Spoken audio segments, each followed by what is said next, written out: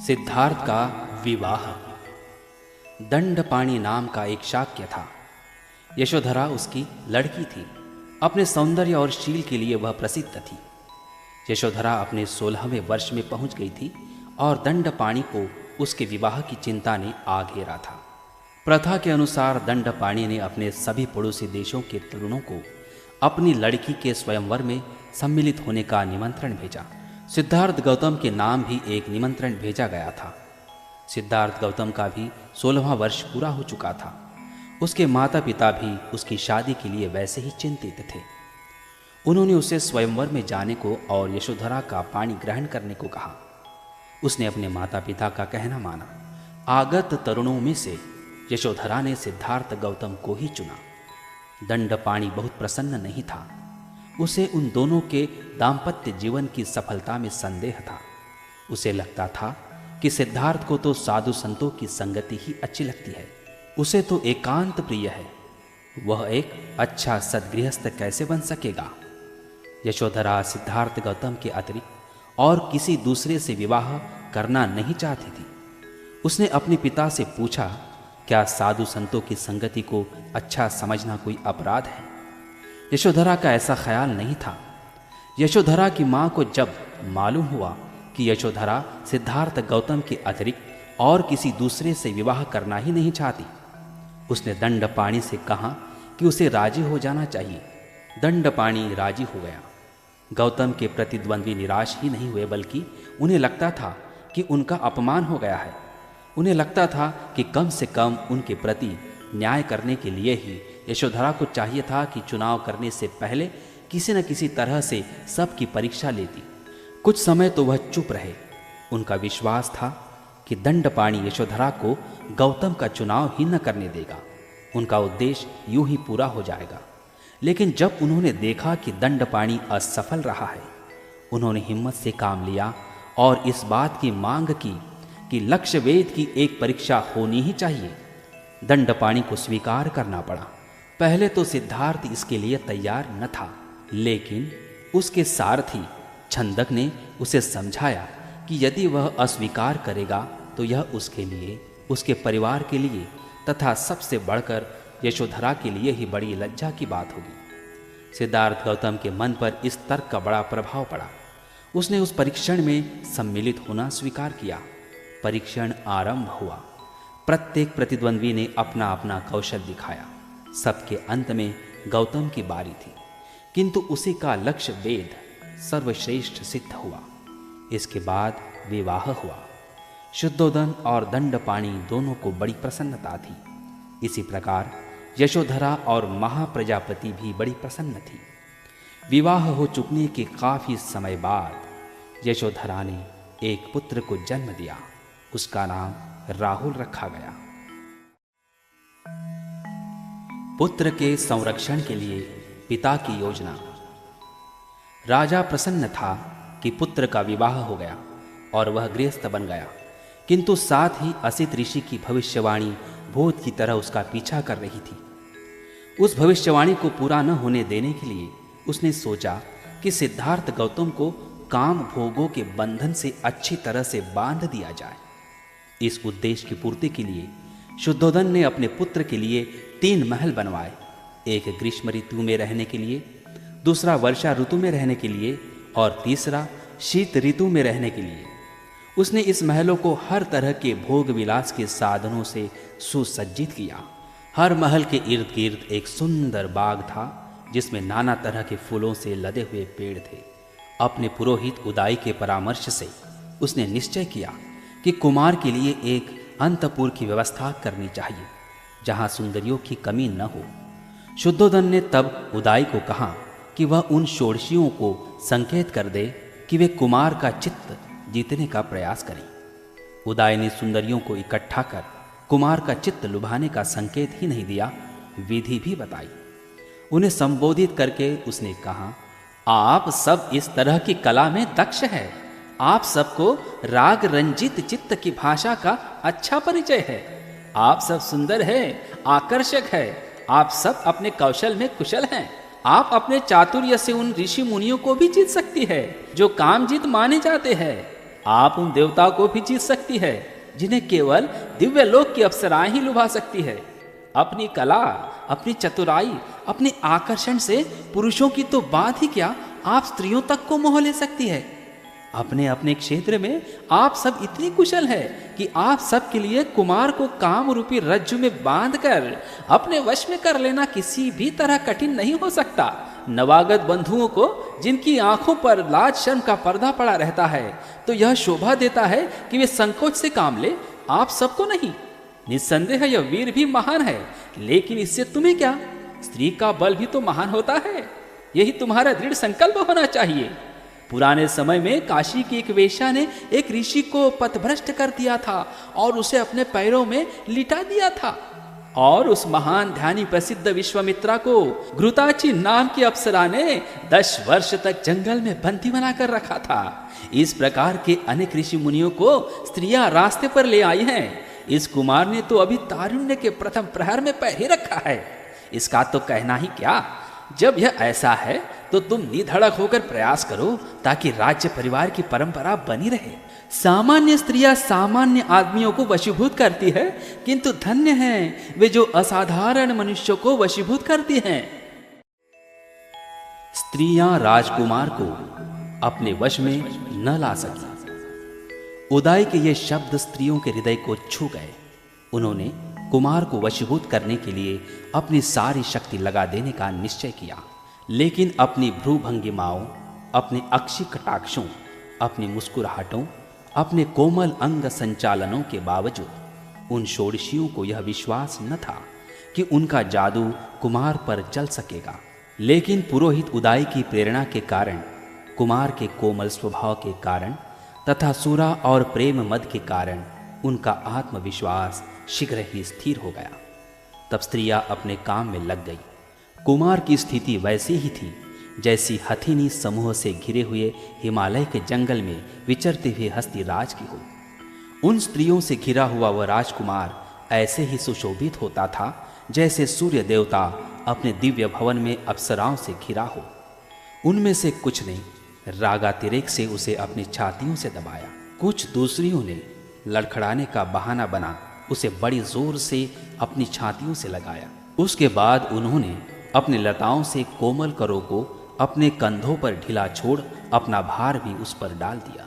कुछ दूसरियों ने अपने सुरागंध रक्तवर्ण होठों वाले मुख से उसके कान में फुसफुसाया, मेरी रहस्यपूर्ण बातें सुनो। कुछ दूसरियों ने, जिनके वस्त्र इत्रों से भीगे थे, उसे आज्ञा देने की तरह कहा, हमारी पूजा यहाँ करो। दूसरी नीलांबरा सुरा से मत्त होने का बहाना बनाते हुए अपनी जीभ को बाहर करके खड़ी हो गई, जैसे रात के समय बिजली कौंध रही हो। कुछ दूसरी घुंघरुओं का निनाद करती हुई इधर उधर घूमती थी और अपने अर्ध आच्छादित शरीर का प्रदर्शन भी कर रही थी। कुछ दूसरी एक आम्र शाखा को पकड़े खड़ी थी और अपनी कलश सदृश छातियों का प्रदर्शन कर रही थी। कुछ किसी पद्म सरोवर से आई थी, हाथों में पद्म थे, आंखें भी पद्मों की ही समान थी। वे पद्म पाणी की तरह उस पद्ममुख राजकुमार के पास खड़ी थी। एक दूसरी ने उचित हाव भाव के साथ एक गीत गाया ताकि वह संयत भी उत्तेजित हो सके। उसकी दृष्टि कह रही थी, अरे तुम किस भ्रम में पड़े हो। दूसरी ने अपने प्रकाशपूर्ण चेहरे पर अपनी भ्रूरूपी कमान को पूरा तान कर उसकी मुख मुद्रा की नकल बनाई। एक दूसरी, जिसकी छाती पूरी उभरी थी और जिसके कानों की बालियां हवा में झूम रही थी, जोर से हंसी और बोली, यदि हो सके तो मुझे पकड़े। कुछ दूसरियों ने उसे फूल मालाओं के बंधन में बांधने की कोशिश की। कुछ दूसरियों ने उस पर मधुर किंतु अंकुश के समान चुभने वाले शब्दों का प्रहार किया। एक दूसरी ने उसे बुलाने के लिए एक आम्र वृक्ष की शाखा को हाथ में लेकर एक फूल दिखाया और प्रश्न किया, यह किसका फूल है। एक दूसरी ने आदमी की सी चाल ढाल बनाकर कहा, हे स्त्री जीत जा, इस पृथ्वी को जीत। एक दूसरी ने एक नील पद्म की गंध लेते हुए अपनी गोल गोल आंखें मटकाते हुए कुछ अस्पष्ट शब्दों में राजकुमार को संबोधित किया। स्वामी, मधुगंधी पुष्पों से आच्छादित इस आम्र फल को देखें। स्वर्ण पिंजर में बंद की तरह कोकिल यहाँ गाती है। यहाँ आए और इस अशोक वृक्ष को देखें जो प्रेमियों का शोक वर्धक है, और जहाँ मधुमक्खियाँ ऐसे गुंजार करती हैं मानो वे अग्नि दग्ध हों। यहाँ आए और आम्रलतिका लिपटे हुए इस तिलक वृक्ष को देखे मानो कोई पीत वस्त्र धारिणी किसी श्वेत वस्त्र आच्छादित पुरुष से लिपटी हो। अंगूरी रस की तरह प्रकाशमान पुष्पित कुर्वक वृक्ष को देखे जो कि इस प्रकार झुका हुआ है मानो स्त्रियों के नखों की लाली से आहत हुआ हो। इस तरुण अशोक को आकर देखे जिसकी नई नई शाखाएं चारों ओर फैली हुई है। ऐसा लगता है मानो यह हमारे हाथों के सौंदर्य को देखकर ही लज्जा से गड़ा जाता हो। इस झील को ही देखे जिसके तट पर सिंधवार उगी है, मानो श्वेत वस्त्र पर एक सुंदर रमणी लेटी हुई है। स्त्री जाति की सामर्थ्य देखो, पानी में वह चकवी आगे आगे जाती है और उसका पति पीछे पीछे मानो वह उसका दास हो। मत कोकिल का संगीत सुनो और दूसरे का भी उसका अक्षरशः अनुकरण करते हुए। अच्छा होता यदि वसंत ऋतु में पक्षियों में पैदा होने वाले उन्माद का कुछ अंश आप में भी होता और वह अपने आप को सदा बुद्धिमान समझते रहने वाले पंडितों के विचार न होते। इस प्रकार इन प्रेमासक्त स्त्रियों ने राजकुमार के विरुद्ध हर तरह की युद्ध नीति बरती। इतने आक्रमण किए जाने पर भी वह सयतेंद्रिय न प्रसन्न हुआ न मुस्कुराया। उनकी वास्तविक अवस्था से परिचय प्राप्त होने के कारण राजकुमार स्थिर एकाग्रचित्त से विचार करता रहा। इन स्त्रियों में किस बात की ऐसी कमी है कि ये इतना भी नहीं देख सकती कि यौवन चंचल है, वार्धक्य समस्त सौंदर्य का नाश कर देगा। इस प्रकार यह बेमेल मेल महीनों वर्षों चलता रहा, किंतु इसका कुछ फल न हुआ। प्रधानमंत्री का कुमार को समझाना। उदय समझ गया कि तरुणियां असफल रही हैं और राजकुमार ने उनमें कोई दिलचस्पी नहीं ली। नीति कुशल उदय ने राजकुमार से स्वयं बातचीत करने की सोची। राजकुमार से एकांत में उदय ने कहा, क्योंकि मुझे राजा ने आपके सहृदय पद पर नियुक्त किया है, इसलिए मैं एक मित्र की हैसियत से ही आपसे दो बातें करना चाहता हूं। किसी अहित काम से बचाना, हित कर काम में लगाना, विपत्ति में साथ न छोड़ना, मित्र के यही 3 लक्षण हैं। यदि मैं अपनी मैत्री की घोषणा करने के अनंतर भी पुरुषार्थ से विमुख आपको न समझाऊं, तो मैं अपने मैत्री धर्म से च्युत होता हूं। ऊपरी मन से भी स्त्रियों से संबंध जोड़ना अच्छा है, इससे आदमी का संकोच जाता है और मन का रंजन भी होता ही है। निरादर न करना और उनका कहना मानना, इन 2 बातों से ही स्त्रियां प्रेम के बंधन में बंध जाती है। निस्संदेह सद्गुण भी प्रेम का कारण होते हैं। स्त्रियां आदर चाहती है। हे विशालाक्ष, क्या आप ऊपरी मन से भी उनके सौंदर्य के अनुरूप शालीनता दिखाने के लिए उन्हें प्रसन्न रखने का कुछ प्रयास न करेंगे? दाक्षिण्य ही स्त्रियों की औषध है, दाक्षिण्य ही उनका अलंकार है।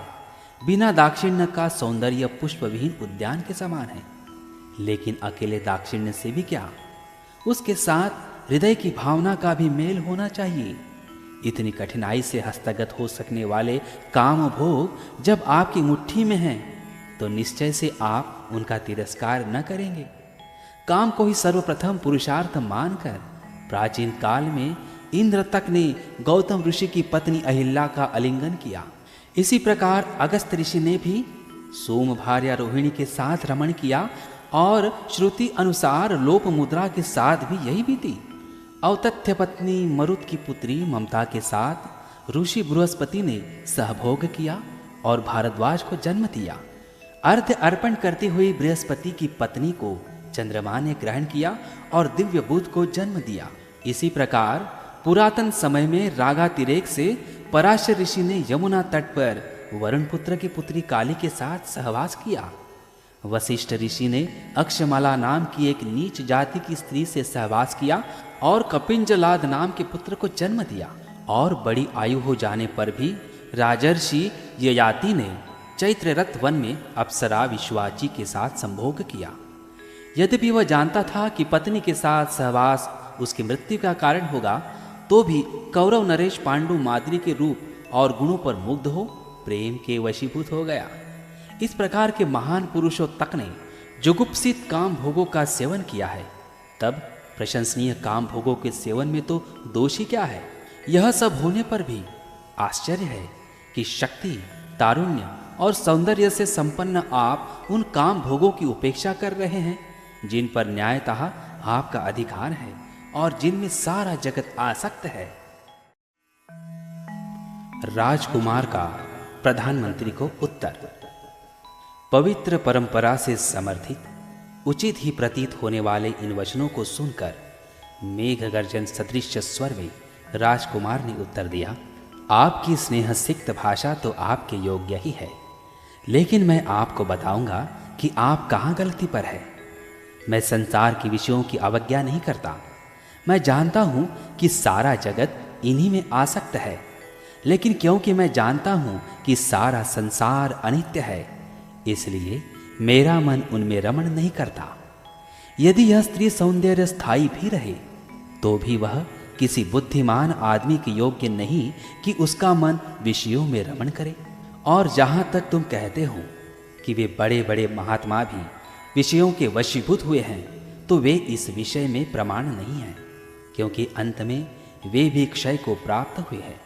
जहाँ क्षय है वहाँ वास्तविक महानता नहीं है, जहाँ विषयासक्ति है वहाँ वास्तविक महानता नहीं है, जहाँ असंयम है वहाँ वास्तविक महानता नहीं है। और यह जो आपका कहना है कि ऊपरी मन से ही स्त्रियों से स्नेह करना चाहिए, तो चाहे यह दक्षता से भी हो तो भी मुझे यह रुचिकर नहीं है। यदि यह यथार्थ नहीं है तो मुझे स्त्रियों की इच्छा के अनुसार अनुवर्तन भी प्रिय नहीं है। यदि आदमी का मन उसमें नहीं है तो ऐसे अनुवर्तन पर भी धिक्कार है। जहाँ राग का अतिशय है, जहाँ मिथ्यात्व में विश्वास है, जहाँ असीम आसक्ति है और जहाँ विषयों की सदोषता का यथार्थ दर्शन नहीं, ऐसी वंचना में भी क्या धरा है। और यदि राग के वशीभूत हुए प्राणी परस्पर एक दूसरे को ठगते हैं, तो क्या ऐसे पुरुष भी इस योग्य नहीं कि स्त्रियां उनकी ओर देखे तक नहीं, और क्या स्त्रियां भी इस योग्य नहीं कि पुरुष उनकी ओर देखे तक नहीं। क्योंकि यह सब ऐसा ही है, इसलिए मुझे विश्वास है कि तुम मुझे विषय भोग के अशोभन कुपथ पर नहीं ले जाओगे। राजकुमार के सुनिश्चित दृढ़ संकल्प ने उदय को निरुत्तर कर दिया। उसने राजा को सारा वृत्तांत जा सुनाया। जब शुद्धोधन को यह मालूम हुआ कि उसके पुत्र का चित्त किस प्रकार विषयों से सर्वथा विमुख है, तो उसे सारी रात नींद नहीं आई। उसके दिल में वैसा ही दर्द था जैसा किसी हाथी की छाती में जिसे तीर लगा हो। अपने मंत्रियों के साथ उसने बहुत सा समय यह विचार करने पर खर्च किया कि वह किस उपाय से सिद्धार्थ को संसार के विषयों की ओर अभिमुख कर सके और उस जीवन से विमुख कर सके जिसकी ओर अग्रसर होने की उसकी पूरी संभावना थी। लेकिन उन उपायों के अतिरिक्त जिन्हें करके वे मात खा चुके थे, उन्हें कोई दूसरा उपाय नहीं सूझा। जिनकी पुष्पमालाएं और अलंकार व्यर्थ सिद्ध हो चुके थे, जिनके हाव भाव और आकर्षण कौशल निष्प्रयोजन सिद्ध हो चुके थे, जिनके हृदय में निगूढ़ प्रेम था, उन तरुणियों की सारी मंडली विदा कर दी गई। शाक्य संघ में दीक्षा। शाक्यों का अपना संघ था। 20 वर्ष की आयु होने पर हर शाक्य तरुण को शाक्य संघ में दीक्षित होना पड़ता था और संघ का सदस्य होना होता था। सिद्धार्थ गौतम 20 वर्ष का हो चुका था। अब यह समय था कि वह संघ में दीक्षित हो और उसका सदस्य बने। शाक्यों का अपना एक संघ भवन था जिसे वह संथागार कहते थे। यह कपिलवस्तु में ही था। संघ सभाएं संथागार में ही होती थी। सिद्धार्थ को संघ में दीक्षित कराने के लिए शुद्धोधन ने शाक्य पुरोहित को संघ की एक सभा बुलाने के लिए कहा। तदनुसार कपिलवस्तु में शाक्यों के संथागार में संघ एकत्रित हुआ। सभा में पुरोहित ने प्रस्ताव किया कि सिद्धार्थ को संघ का सदस्य बनाया जाए। शाक्य सेनापति अपने स्थान पर खड़ा हुआ और उसने संघ को संबोधित किया। शाक्य कुल के शुद्धोधन के परिवार में उत्पन्न गौतम संघ का सदस्य बनना चाहता है। उसकी आयु पूरे 20 वर्ष की है और वह हर तरह से संघ का सदस्य बनने के योग्य है। इसलिए मेरा प्रस्ताव है कि उसे शाक्य संघ का सदस्य बनाया जाए। यदि कोई इस प्रस्ताव के विरुद्ध हो तो बोले। किसी ने प्रस्ताव का विरोध नहीं किया। सेनापति बोला, मैं दूसरी बार भी पूछता हूं कि यदि कोई प्रस्ताव के विरुद्ध हो तो बोले। प्रस्ताव के विरुद्ध बोलने के लिए कोई खड़ा नहीं हुआ। सेनापति ने फिर कहा, मैं तीसरी बार भी पूछता हूं कि यदि कोई प्रस्ताव के विरुद्ध हो तो बोले। तीसरी बार भी कोई प्रस्ताव के विरुद्ध नहीं बोला। शाक्यों में यह नियम था कि बिना प्रस्ताव के कोई कार्रवाई न हो सकती थी और जब तक कोई प्रस्ताव 3 बार पास न हो तब तक वह कार्य रूप में परिणत नहीं किया जा सकता था। क्योंकि सेनापति का प्रस्ताव 3 बार निर्विरोध पास हो गया था, इसलिए सिद्धार्थ के विधिवत शाक्य संघ का सदस्य बन जाने की घोषणा कर दी गई। तब शाक्यों के पुरोहित ने खड़े होकर सिद्धार्थ को अपने स्थान पर खड़े होने के लिए कहा। सिद्धार्थ को संबोधन करके उसने पूछा, क्या आप इसका अनुभव करते हैं कि संघ ने आपको अपना सदस्य बनाकर सम्मानित किया है? सिद्धार्थ का उत्तर था, मैं अनुभव करता हूं। क्या आप संघ के सदस्यों के कर्तव्य जानते हैं? मुझे खेद है कि मैं उनसे अपरिचित हूं, किंतु उन्हें जानकर मुझे बड़ी प्रसन्नता होगी। पुरोहित बोला, मैं सर्वप्रथम आपको बताऊंगा कि संघ के सदस्य की हैसियत से आपके क्या कर्तव्य है। उसने उन्हें एक एक करके क्रमशः गिनाया। आपको अपने तन, मन और धन से शाक्यों के स्वार्थ की रक्षा करनी होगी। आपको संघ की सभाओं में उपस्थित रहना होगा। आपको बिना किसी भी भय या पक्षपात के किसी भी शाक्य का दोष खुलकर कह देना होगा। यदि आप पर कोई दोषारोपण किया जाए तो आपको क्रोधित नहीं होना होगा। दोष होने पर अपना दोष स्वीकार कर लेना होगा। निर्दोष होने पर वैसा कहना होगा। इसके आगे पुरोहित ने कहा, मैं आपको बताना चाहता हूं कि क्या करने से आप संघ के सदस्य न रह सकेंगे। व्यभिचार करने पर आप संघ के सदस्य न रह सकेंगे। किसी की हत्या करने पर आप संघ के सदस्य न रह सकेंगे। चोरी करने पर आप संघ के सदस्य न रह सकेंगे। झूठी साक्षी देने पर आप संघ के सदस्य न रह सकेंगे। सिद्धार्थ का उत्तर था, मान्यवर, मैं आपका कृतज्ञ हूं कि आपने मुझे संघ के नियमों से परिचित कराया। मैं आपको विश्वास दिलाता हूं कि मैं उनके अर्थ और व्यंजन सहित उन्हें पालन करने का प्रयास करूंगा। संघ से संघर्ष। सिद्धार्थ को शाक्य संघ का सदस्य बने 8 वर्ष बीत चुके थे। वह संघ का बड़ा ही वफादार और दृढ़ सदस्य था। जितनी दिलचस्पी उसे निजी मामलों में थी, उतनी ही दिलचस्पी उसे संघ के मामलों में भी थी। संघ के सदस्य की हैसियत से उसका आचरण आदर्श था। वह सबका प्रिय भाजन बन गया था। उसकी सदस्यता के 8वें वर्ष में एक ऐसी घटना घटी जो सिद्धार्थ के परिवार के लिए दुर्घटना बन गई और उसके अपने लिए जीवन मरण का प्रश्न। इस दुखांत प्रकरण का आरंभ इस प्रकार हुआ। शाक्यों के राज्य से सटा हुआ कोलियों का राज्य था। रोहिणी नदी दोनों राज्यों की विभाजक रेखा थी। शाक्य और कोलियों दोनों ही रोहिणी नदी के पानी से अपने अपने खेत सींचते थे। हर फसल पर उनका आपस में विवाद होता था कि रोहिणी के जल का पहले और कितना उपयोग कौन करेगा। यह विवाद कभी कभी झगड़ों में परिणत हो जाते और झगड़े लड़ाइयों में। जिस वर्ष सिद्धार्थ की आयु 28 वर्ष की हुई, उस वर्ष रोहिणी के पानी को लेकर शाक्यों के नौकरों में और कोलियों के नौकरों में बड़ा झगड़ा हो गया। दोनों पक्षों ने चोट खाई।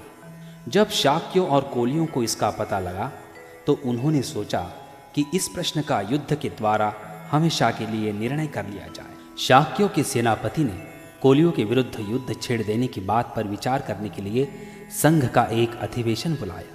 संघ के सदस्यों को संबोधित करके सेनापति ने कहा, कोलियों ने हमारे लोगों पर आक्रमण किया। हमारे लोगों को पीछे हट जाना पड़ा। कोलियों ने इससे पहले भी अनेक बार ऐसी आक्रमणात्मक कार्रवाइयां की है। हमने आज तक उन्हें सहन किया, लेकिन यह इसी तरह नहीं चल सकता। यह रोकना चाहिए और इसे रोकने का एक ही तरीका है कि कोलियों के विरुद्ध युद्ध की घोषणा कर दी जाए। मेरा प्रस्ताव है कि कोलियों के विरुद्ध युद्ध की घोषणा कर दी जाए। जो विरोध करना चाहे वे बोले। सिद्धार्थ गौतम अपने स्थान पर खड़ा हुआ और बोला, मैं इस प्रस्ताव का विरोध करता हूं। युद्ध से कभी किसी समस्या का हल नहीं होता। युद्ध छेड़ देने से हमारे उद्देश्य की पूर्ति नहीं होगी। इससे एक दूसरे युद्ध का बीजारोपण हो जाएगा। जो किसी की हत्या करता है उसे कोई दूसरा हत्या करने वाला मिल जाता है। जो किसी को जीतता है उसे कोई दूसरा जीतने वाला मिल जाता है। जो किसी को लूटता है उसे कोई दूसरा लूटने वाला मिल जाता है। सिद्धार्थ गौतम ने अपनी बात जारी रखी।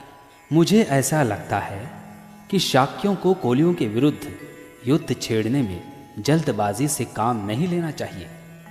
पहले सावधानी से इस बात की जांच करनी चाहिए कि वास्तव में दोषी पक्ष कौन सा है। मैंने सुना है कि हमारे आदमियों ने भी ज्यादती की है।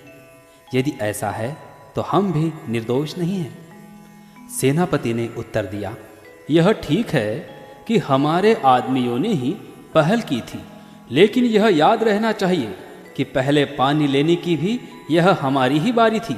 सिद्धार्थ गौतम ने कहा, इससे स्पष्ट है कि हम भी सर्वथा निर्दोष नहीं हैं।